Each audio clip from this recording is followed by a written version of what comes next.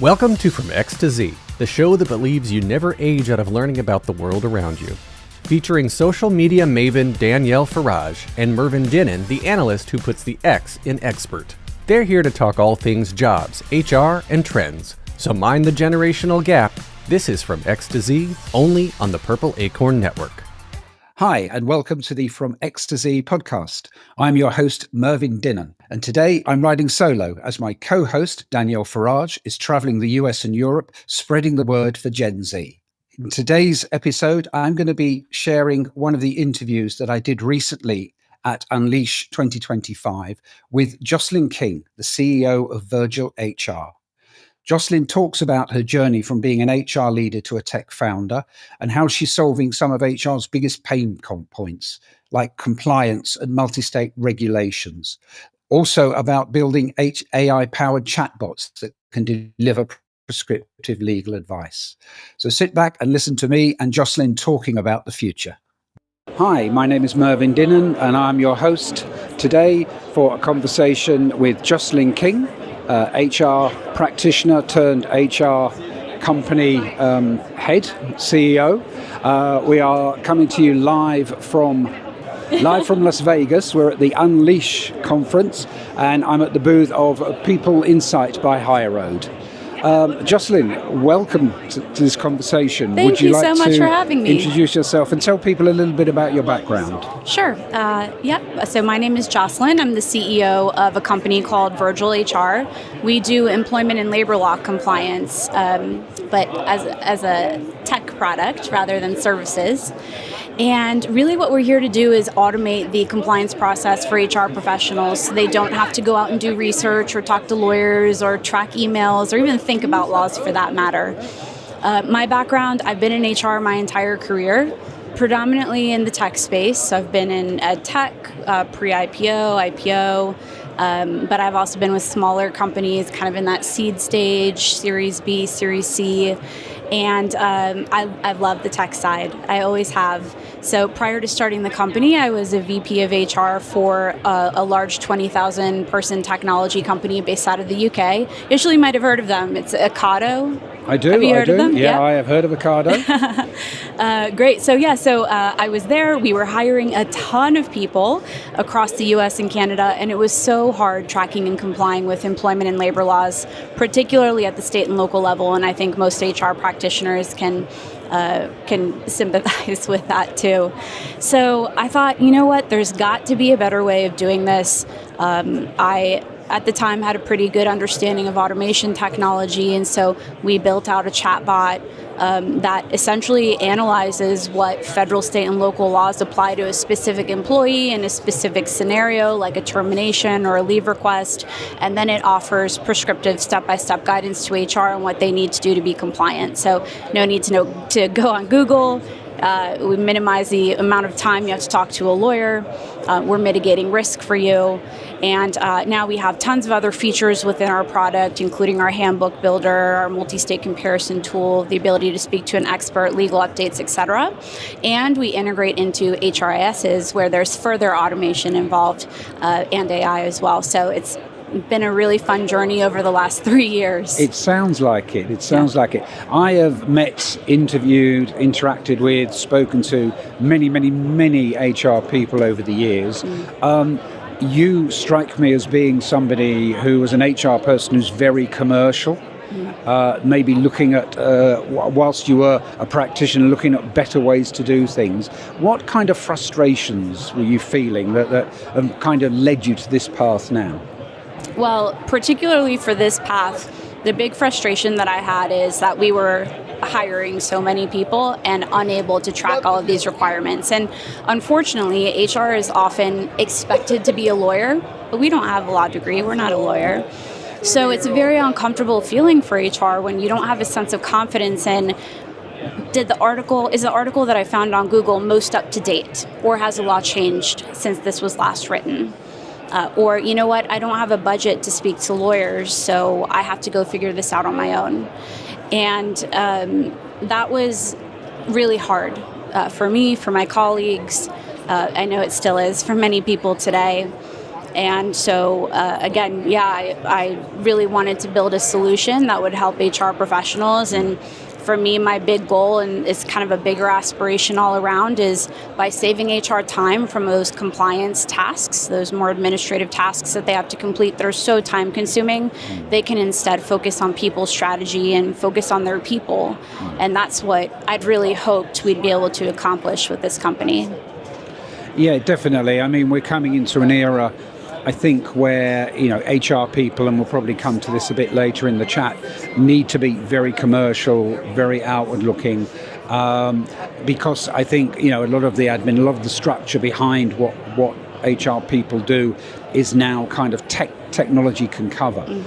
It gives people a chance to be quite creative and maybe, to lead in different ways. In the early days of starting your own business, what were the kind of, were there frustrations, or what were the kind of obstacles you had to overcome? There are always frustrations, no matter what you do, but especially when you're starting a venture-backed company. I would say one of the hardest parts of the job was fundraising. So we started the company at the very end of 2021, and then the market took a little bit of a turn after that. And it was really hard finding investors at that early of a stage. So I'm so grateful and fortunate to have the investors we have today, Sherm Labs being one of them. Actually, they invested in us very early on.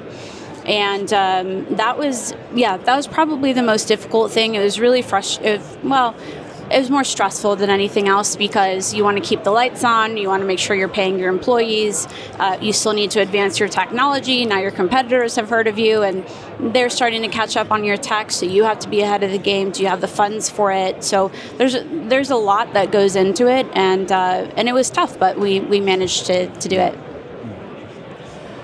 And were you using kind of advisors, or were you kind of doing a lot of this on your own? Because you strike me as being somebody very resourceful and very, very driven. So absolutely used advisors. I think I had 3 different ex-bosses involved in my company at one point in time as an investor or a business partner, or again, an advisor here in this circumstance. So I was really lucky, because what I did initially early on when starting the company, a lot of people, when they build an advisory board, they will bring on SMEs. Different HR professionals that they would want on their advisory board to help probably build out the product. But for me, when I first started the company, I didn't know anything about starting a venture-backed business, And so I brought in people from different areas of a business, different functions. So somebody in an executive role, someone in a finance role, someone in a business development role, who could advise me on all of those aspects as I built out my business. And then once we had, a full-fledged product that we were selling publicly, at that point we readjusted our advisory board to bring in those subject matter experts instead, so that they could continue to advise us on our roadmap.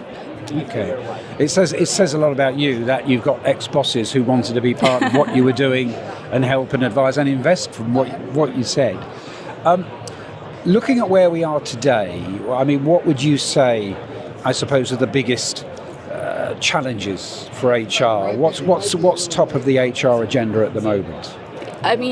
Look, everybody's talking about AI, but I think there is less chatter about the fact that so many HR professionals aren't equipped, just from a knowledge perspective, on how to evaluate AI, how to adopt AI, how to handle the change management aspect, how to continually monitor AI, ensure there's no algorithmic bias, for example. Are they actually talking to companies about what type of data they're using to train their model, for example?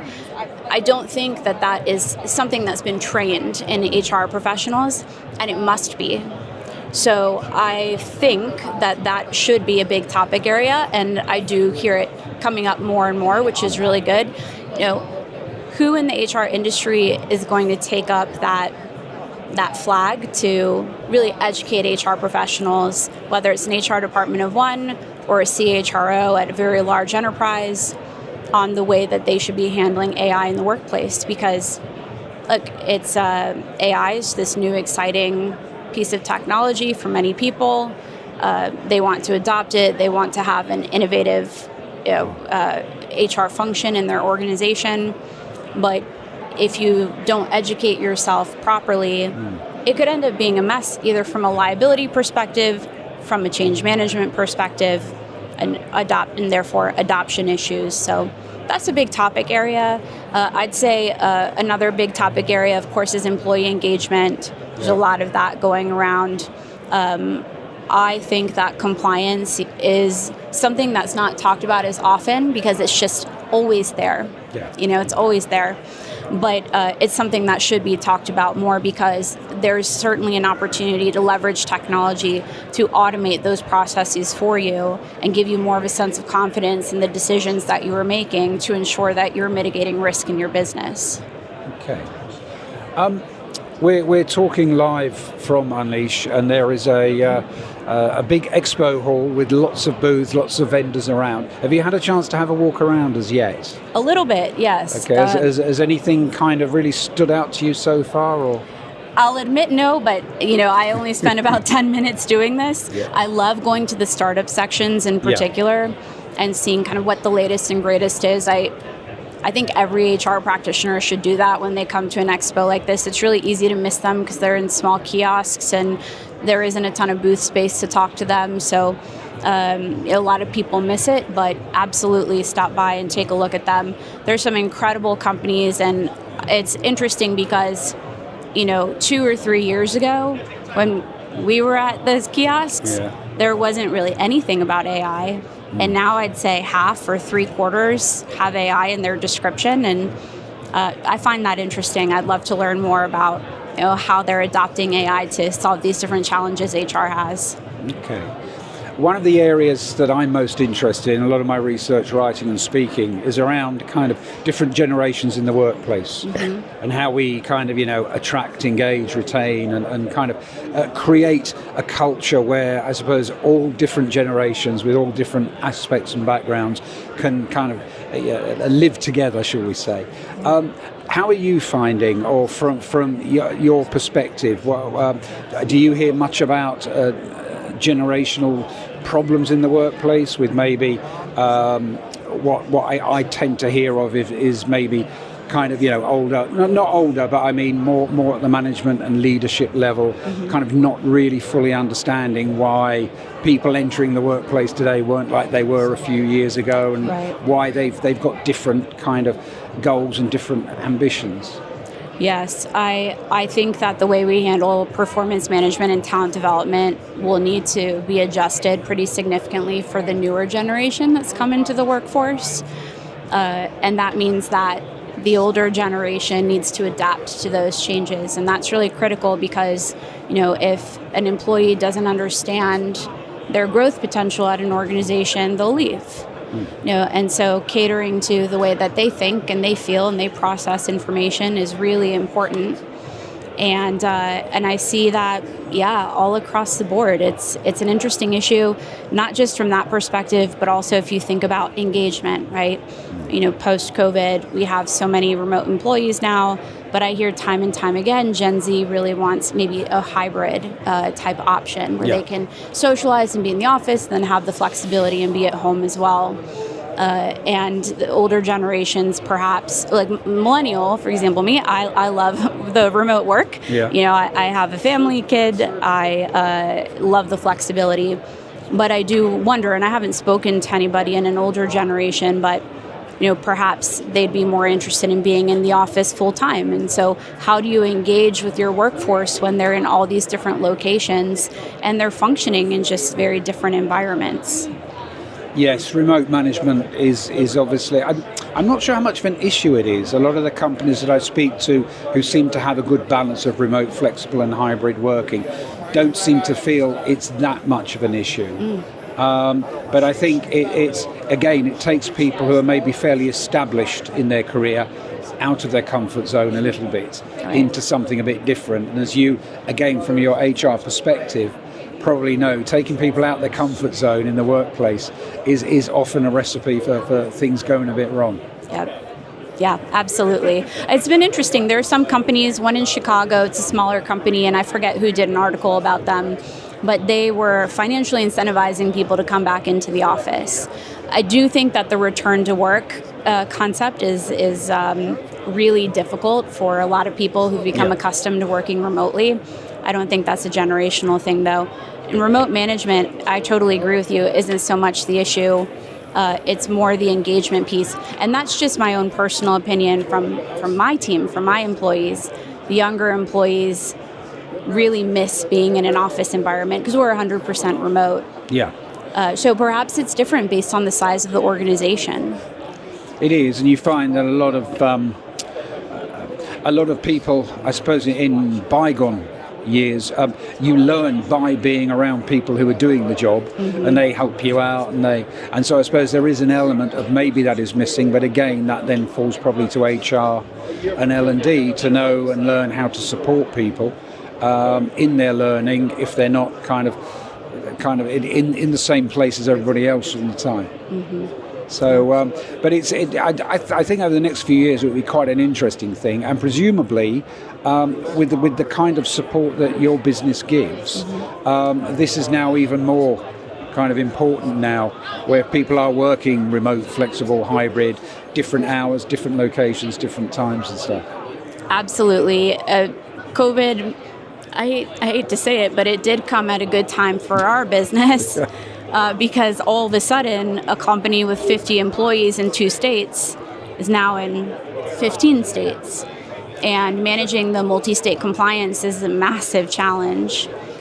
So one of the things that we do actually is we integrate into HRISs, and when we do that, we're able to track what a user is doing. Are they terminating somebody? Our chatbot pops up. It analyzes laws that could be applicable to the situation, tells HR what to do. We have automation functions like New York increases their minimum wage to $20 an hour. Here are the 10 impacted employees. Do you want to schedule that change?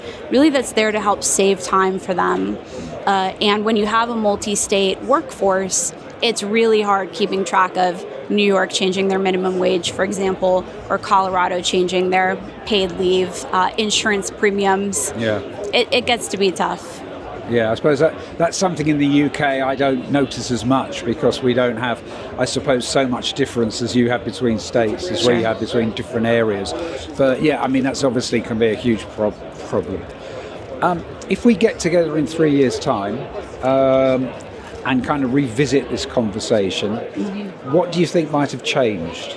What do you think is coming down the track? I don't think I'm creative enough to come up with what's going to be around in 3 years' time. Look, I think that automation and AI will, really kind of take center stage in all of this. From a compliance perspective, I think that we will have more automated functionality within an HRIS to provide a more seamless experience for HR users where with a click of a button, they're taking care of something compliance related that they don't even have to think about. So what we're doing is just the beginning of what we would like to see ultimately happening. And I think you'll see that across the board, instead of going in and clicking and changing somebody's pay, just typing in change X person's pay to $20 an hour and make it effective November 1st. And it does it. So I get to absolutely see that, being the case, maybe even in a year's time, but certainly in 3 years. Yeah, I've given a couple of sessions about keeping humanity in the era of AI. And it's kind of, because quite a bit of the stuff AI can do so quickly and easily and seamlessly is sometimes the creative stuff that actually people really enjoy. And do you think there's a danger that companies, I won't say will become over-reliant on it, but we talked about employee engagement earlier, we mentioned it. Do you think that AI has the potential to maybe drain away kind of some form of employee engagement, which might then cause people to maybe look elsewhere or just become less satisfied in their work? Not if HR is smart about it and plans in advance. So what they really need to start looking at is, what jobs today, what jobs in a year, what jobs in 2 years could be replaced by AI, and how can we start building career ladders for individuals in those roles to move into a different position. And I think a lot of people freak out about it, but when the washing machine was created, people who were washing clothes manually had to find a new career, and everybody was okay. You know? So I think it will be all right, but it's really critical that HR be planning for this, for their workforce, and ensuring that they have the right career paths available to these individuals that will be impacted, so that they are in an engaged position, they are fully set in terms of the skill set that they need for the role, that they feel like they have, growth opportunity within the organization as well. So all pretty critical stuff, and I hope that people plan for that. And last question, what's next for Virgil HR? Oh, there is a lot that's coming up right now for Virgil. And we have, I think a lot of exciting things that we'll be sharing over the next couple months on what we're doing. We're building out some really huge product capabilities. We've gotten some significant funding that's allowed us to do that. And so we'll start seeing more on the AI front, but also in other areas of the compliance world as well that I won't get into quite yet until we make that announcement. But I think it will be the most robust compliance product on the market very soon. Okay. I look forward to following that journey. Thank you for your time. Thank you for having me. It's been a pleasure. I hope you enjoyed that conversation. There was certainly a lot to learn. Now, don't forget to connect with us, to follow the show at purpleacorn.io. You can connect with myself and Daniel Farage through whatever platform you like. And join us next week, where we'll bring you some more insights from X to Z.